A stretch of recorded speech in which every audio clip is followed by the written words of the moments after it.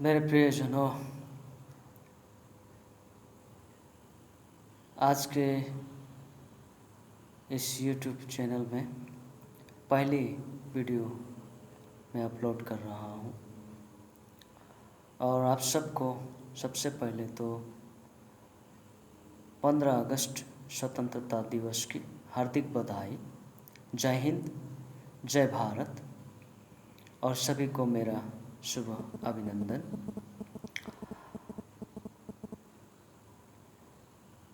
आज 15 अगस्त का दिन हमारे देश जो 1947 में आज़ाद हुए थे और उस आज़ादी में बहुत सारे स्वतंत्र सेनानियों ने अपने जीवन की कुर्बानी दी थी, जिस वजह से आज हमारा देश स्वतंत्र है।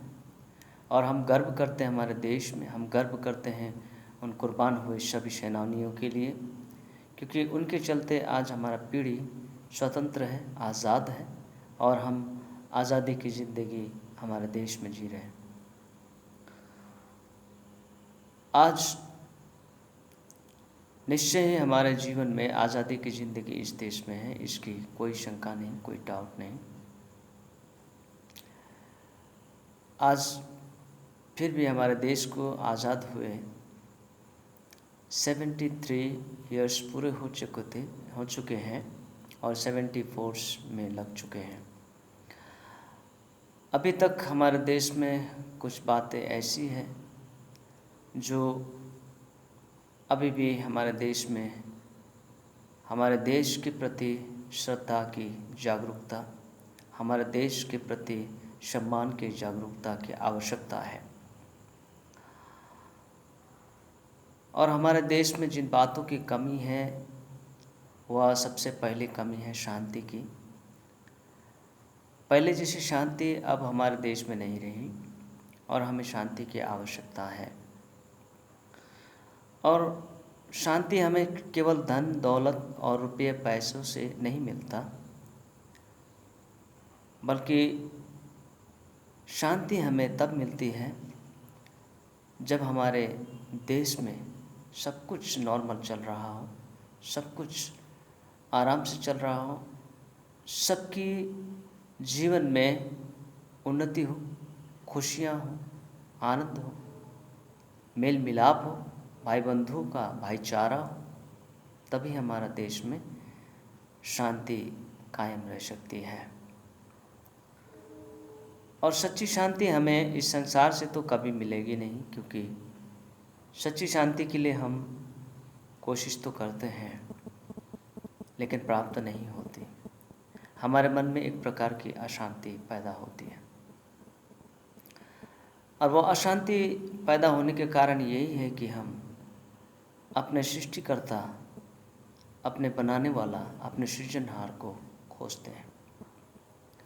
लेकिन जब हम नहीं पाते तो हमारे मन में खलबली सा मच जाता है और हम अशांत हो जाते हैं और चिड़चिड़ापन हो जाता है, नाना प्रकार की समस्या उठ खड़ी होती है। और शांति इसलिए भी ज़रूरी है कि हम अपने मन को भी शांत रख सके, अपने आप को भी शांत रख सके। शांति भाव विचार हमारे जीवन में हम निर्णय के साथ ले सके और इस कारण से शांति बहुत ज़रूरत है। और वो शांति केवल हमारे प्रभु यीशु मसीह ही दे सकता है। जैसे कि हम हमारे धर्म ग्रंथ बाइबल में जब हम देखते हैं, प्रभु यीशु मसीह ने स्वयं कहा, यूहन्ना के सुसमाचार उसका 14वां अध्याय का 14 अध्याय का 27वां पद में कहता, मैं तुम्हें शांति दिए जाता हूँ, अपनी शांति तुम्हें देता हूँ, जैसे संसार देता है मैं तुम्हें नहीं देता। तुम्हारा मन व्याकुल ना हो और ना डरे। आज हमारे मन में नाना प्रकार की डर है और उस डर की वजह से शांति नहीं है। बॉर्डर में, हमारे देश के बॉर्डर में खलबली मची हुई है, अशांति मची हुई है, उसकी अशांतता हमारे मन में है। हमारे देश में जाति भेद की अशांति है, उसकी अशांति हमारे मन में है। तो इन सभी अशांतियों को हम लोग तभी दूर कर सकते हैं जब सच्चे परमेश्वर की शांति हमारे दिल में आए, अर्थात सत्य सृष्टिकर्ता को हम पहचानें जो हमारे सृष्टिकर्ता है।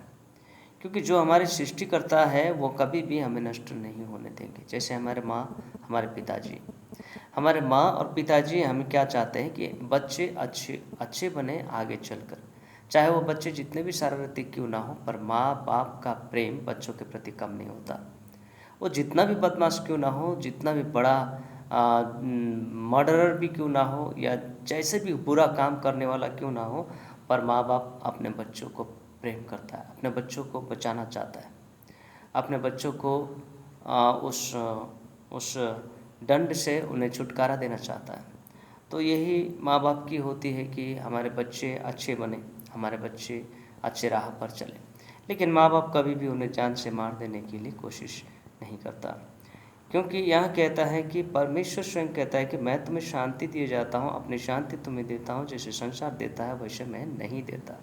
तो संसार की शांति क्षण भर की है। रुपया पैसा सोना चांदी प्रॉपर्टी ये सभी संसार की शांति लोग समझते हैं, लेकिन वास्तव में रुपया पैसा ही सब कुछ नहीं है, रुपया पैसा ही शांति नहीं है।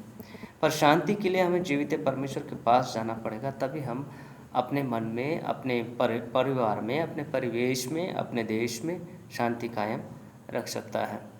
दूसरी बात आती है हमारे जीवन में प्रेम।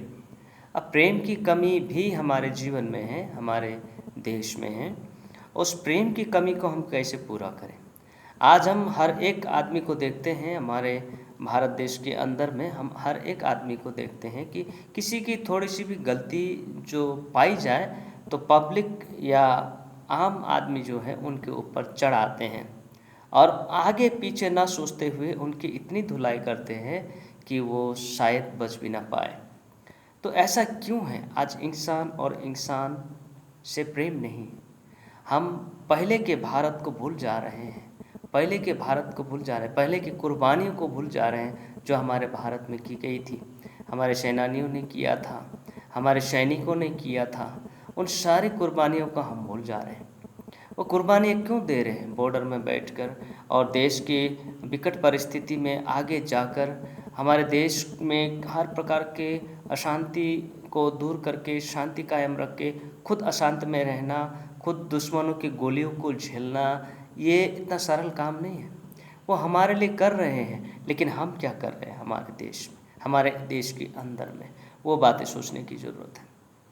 तो इसमें जब तक हम प्रेम नहीं होंगे, जैसे हमारे जितने सैनिक लोग हैं जो बॉर्डर में लड़ रहे हैं, बॉर्डर में रह रहे हैं, बॉर्डर की सुरक्षा कर रहे हैं, हमारे सैनिक क्या करते हैं? अपने प्राण को भी बलिदान कर देते हैं। वो इसलिए करते हैं क्योंकि उनके मन में प्रेम के प्रति, देश के प्रति प्रेम है, देश के प्रति श्रद्धा है। इस वजह से आज यदि हमें प्रेम चाहिए तो वो प्रेम, वो सच्चा प्रेम भी प्रभु परमेश्वर की ओर से ही हमें मिल सकती है। वो सच्चा प्रेम जो निष्कपट प्रेम है, जो ईश्वरीय प्रेम कहते हैं, भाईचारे का प्रेम कहते हैं, वो परमेश्वर की ओर से ही मिल सकता है। वो प्रेम इस संसार के क्षणिक शारीरिक प्रेम की जैसा नहीं है कि एक दूसरे को पसंद किए और ज़िंदगी बिताने के निर्णय लिए, कुछ सालों बाद में देखा दोनों मियाँ बीवी अलग होकर डाइवर्स होकर बैठ गए।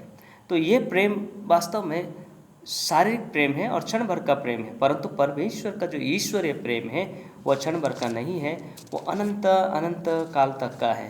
क्योंकि परमेश्वर का वचन में यहाँ लिखा है यूहन्ना 3:16 में, क्योंकि परमेश्वर ने जगत से ऐसा प्रेम रखा कि उसने अपना एकलौता पुत्र दे दिया, ताकि जो कोई उस पर विश्वास करे वह नष्ट ना हो परंतु अनंत जीवन पाए। तो परमेश्वर के प्रेम में जो कोई विश्वास करता है वो अनंत जीवन को प्राप्त करता है। अनंत जीवन का मतलब है हमेशा की ज़िंदगी जो कभी मरता नहीं। पर बात यहाँ पर हमेशा की ज़िंदगी कहने पर वो आत्मिक जीवन की बातें आ जाती है। शरीर में हर एक को मरना पड़ता है, चाहे वो किसी धर्म, किसी संस्था या किसी जाति से जुड़ा हुआ क्यों ना हो, परंतु शरीर में हर एक को मरना पड़ता है। क्योंकि वचन में लिखा है जन्म हुआ है तो मृत्यु निश्चित है और उन्हें मरना ही है। बाइबल में ये बताई जाती है तो मिट्टी से तो बनी है और मिट्टी में ही मिल जाएगा। तो मिट्टी का शरीर है, मिट्टी में मिल जाएगा, ये इसमें कोई शंका नहीं। और ये हम देख रहे हैं मिट्टी का शरीर मिट्टी में ही चला गया। यदि उसे आग में जला दो तो राख बन के खाक हो जाती है, और यदि उसे मिट्टी में मिला दो तो मिट्टी में मिल के खाक बन जाती है। तो दोनों तरफ से देखा जाए तो वो मिट्टी में ही मिल जाती हैं, मिट्टी में ही लोप हो जाती है। लेकिन आत्मा कभी मरती नहीं। ये हर एक धर्म के शास्त्र बताते हैं कि आत्मा कभी मरता नहीं, वो अमर है। तो आत्मा यदि अमर है तो आत्मा का वासस्थान है, आत्मा का ठिकाना है। कई आत्मा जो है दूसरे जंगलों में या भूतों के साथ में रहते हैं, भूत प्रेत बन जाते हैं। कई आत्मा जो है स्वर्ग सुधार जाते हैं, यानी कि स्वर्ग में प्रवेश कर जाते हैं। लेकिन वही प्रवेश कर सकता है जो सत्य परमेश्वर के प्रेम को स्वीकार किया हो अपने जीवन में। तो यहाँ लिखा है कि परमेश्वर ने अपना इकलौता पुत्र दे दिया कि जो कोई उस पर विश्वास करे वो नाश ना हो परंतु अनंत जीवन पाए। ये उसका प्रेम का प्रतीक है। और एक जगह हमें मिलती है जो बाइबल में लिखी गई है, धर्मशास्त्र बाइबल में, पहला यूहन्ना उसका 3:16 में भी हमें बताया गया है। पहला यूहन्ना उसका 3:16 में भी बताया गया है, यदि कोई अपने ये नहीं 3:16, हमने प्रेम इसी से जाना कि उसने हमारे लिए अपने प्राण दे दिया और हमें भी भाइयों के लिए प्राण देना चाहिए। तो परमेश्वर का प्रेम ऐसा प्रेम है कि भाईचारे के लिए अपना जान तक दे दे। जान तक दे देने का मतलब ये नहीं है कि हम एक को मारें और दूसरे को बचाएं, ये नहीं है। जान तक दे देने का मतलब उसको बचाने के लिए हम खुद का जान को गंवा दें या उनकी रक्षा के लिए मैं अपना जीवन का बलिदान कर दें।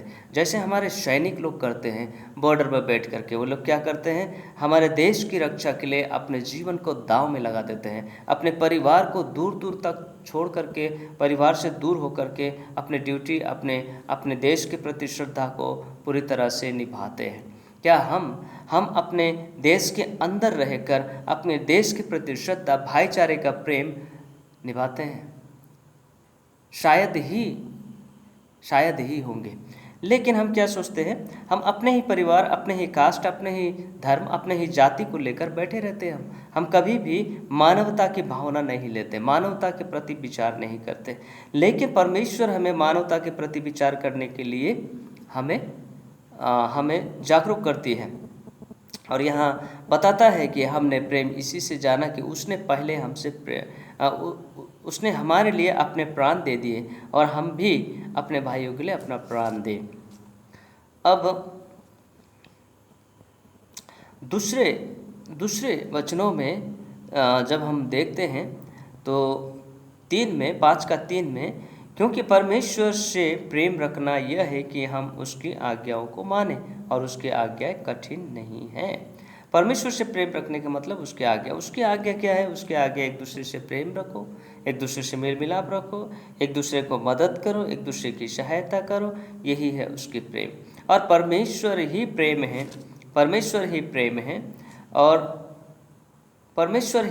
है और जिसके पास प्रेम है उसके पास परमेश्वर है, जिसके पास परमेश्वर है उसके पास प्रेम है। यानी कि यदि आपके पास प्रेम है तो परमेश्वर आपके साथ है, हमारे साथ है। और यदि परमेश्वर हमारे साथ है तो निश्चय ही परमेश्वर की आशीष भी हमारे साथ होंगे। और इस तरह से क्या होंगे, हम मानवता के प्रेम को समझेंगे, मानव जाति की हम रक्षा करेंगे। हम भारतीय के विषय में बात कर रहे, इंडियंस के विषय में बात कर रहे कि हम अपने ही भारतीय होकर के अपने ही भारतीय को हम तुच्छ ना समझें, परंतु अपने ही भारतीय, चाहे वो दलित हो, चाहे वो गरीब हो, चाहे वो दरिद्र हो, चाहे वो धनी हो, चाहे अमीर हो, चाहे गरीब हो, सबसे एक समान प्रेम रखने की कोशिश हमारे जीवन में होनी चाहिए। जब हम ऐसा करते हैं तभी हम हमारे देश को एक शांति प्रिय देश बना सकते हैं। हमारे जो ध्वज है तिरंगा जो ध्वज है उसमें हमें सबसे पहले तो बलिदान दिखाती है जो देश के प्रति है। दूसरी बात है हमें शांति दिखाती है, जिस देश में शांति का प्रतीक है और ये देश शांति प्रिय देश है। तीसरी बातें हमें दिखाती है हरियाली से भरी हुई नाना प्रकार के पेड़ पौधे और जंगल झाड़, और इतना ही नहीं बल्कि सुंदर सुंदर पहाड़ों की घाटियों से भरे हुए देश हमारा देश है। हिमालय पर्वत है। इतना सुंदर देश ईश्वर ने हमें दे रखा है।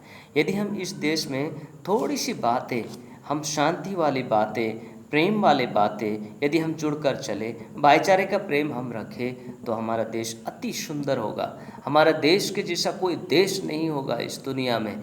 एकदम शांति के प्रतीक और आनंदमय देश होगा ये देश। कभी यदि जिस देश में प्रेम है वो देश कभी हार नहीं सकता, बल्कि वो मजबूत होता है। और जिस देश में प्रेम होता है वो देश एकता के डोर में बंधा हुआ होता है, एकता बनी रहती है। और एकता कभी टूटती नहीं। यदि एकता टूट जाती है तो शक्ति घट जाती है। यानी कि एकता को बनाने के लिए प्रेम की ज़रूरत है, और प्रेम से जो एकता बनती है उसमें शक्ति यानी ताकत मिलती है, हमारे देश को मजबूती मिलती है। हमने एक कहानी तो सुनी होगी जो तीसरी कक्षा की कहानी है कि एक किसान है, एक किसान के 3 बेटे हैं और तीनों बेटे जो है किसानी करते हैं, और उनके पिताजी बीमार पड़े हुए मरने की अवस्था में हैं। और उस वक्त उनके पिताजी कहते हैं, बेटा बाहर जा, और एक एक लकड़ी उठा के ले गया, और एक एक लकड़ी का टुकड़ा उन लोग उठा के लेके आते हैं, और एक एक लकड़ी लेके आते हैं, और एक एक लकड़ी तीनों भाई के हाथ में होते हैं। और पिताजी कहते हैं अब इसे तोड़, तो वे लोग आसानी से तोड़ देते हैं, बड़ी आसानी से तोड़ देते हैं। उसके बाद कहते हैं जा बहुत सारे लकड़ियों को चुन और उसका एक गठरी बना, और वो लकड़ियों को चुनकर एक गठरी बनाता है। गठरी बनाने के बाद पिताजी के पास आता है, पिताजी कहता है कि अब इसे तोड़। वो लोग पूरा जोड़ तोड़ लगाते हैं, उस गठरी को तोड़ने के लिए बहुत ताकत लगाते हैं, बल लगाते हैं, बहुत कोशिश करते हैं, लेकिन तोड़ नहीं पाते, क्योंकि वो लकड़ी एक दूसरे से जुड़े हुए थे, वो एक कट्ठा थे, और एक कट्ठा होने के कारण से वो कमज़ोर लकड़ी जो आसानी से टूट जाता था उसमें ताकत आ गई, उसमें बल आ गई, और उसे कोई तोड़ नहीं सकता। ठीक उसी प्रकार से जैसे इस किसान की कहानी है कि उन भाइयों के बीच में एकता की जोड़ की ताकत वो किसान बताना चाहता है। किसान बताना चाहता है बेटा तुम लोग अगर मिलकर एकता में रहोगे तो तुम्हें कोई हिला नहीं सकता, तुम्हें कोई हरा नहीं सकता, तुम्हें कोई नुकसान नहीं पहुंचा सकता। तो आज हमारे देश में यदि प्रेम है तो एकता है, अगर एकता है तो मजबूती है, ताकत है। अगर हमारे देश में ताकत लाने की ज़रूरत है, हमारे देश को ताकतवर बनाने की ज़रूरत है, तो हमें एकता में जुड़ने की ज़रूरत है।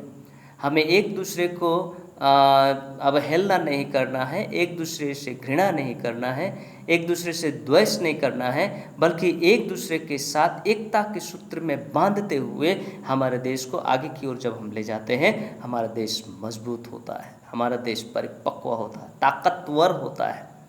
तो ताकतवर में बहुत सारी बातें आती हैं, मैं उन सारी बातों का व्याख्यान करना नहीं चाहता, परंतु यदि हम सच में हमारे देश में शांति है, हमारे देश में प्रेम है, और प्रेम है तो उसमें एकता है, भाईचारे का प्रेम में एकता है। जब हम भाईचारे के प्रेम को ले आएंगे हमारे देश में तो एकता जो है वो बनी रहेगी। और वही भाईचारे का प्रेम के विषय में बाइबल हमें सिखाती है कि भाईचारे का प्रेम ऐसा प्रेम हो जो एक दूसरे के लिए प्राण देने के लिए तैयार हो, एक दूसरे की रक्षा के लिए प्राण देने के लिए तैयार हो। बस मैं इतना ही कहकर आज के इस संदेश को यही समाप्त करता हूँ, और आप सभी को फिर से एक बार 15 अगस्त स्वतंत्रता दिवस की शुभकामना जताते हैं। ये 15 अगस्त स्वतंत्रता दिवस केवल 15 अगस्त को ही नहीं, बल्कि हम प्रत्येक दिन अपने मन में मनाएं, प्रत्येक दिन हम अपने मन में आनंदित रहें, खुश रहें, और एकता के प्रेम में और एकता के सूत्र में और भाईचारे के प्रेम में हम बने रहें, और हमारे देश को मजबूती बनाता रहे, और एक दूसरे के साथ सुगठित होकर हमारे देश को कामयाबी की ओर आगे ले चले। बहुत बहुत धन्यवाद। जय हिंद, जय भारत, अभिवादन।